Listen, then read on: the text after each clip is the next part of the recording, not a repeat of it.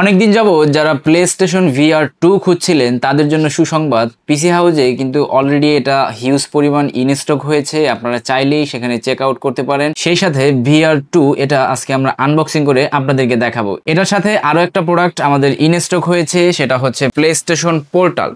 Play station portal এই প্রোডাক্টটাও আমাদের কাছে ইনস্টক হয়েছে। আপনারা চাইলেই অনলাইন থেকে অর্ডার করতে পারবেন। ভিডিও ডিসক্রিপশনে লিংক দেওয়া থাকবে।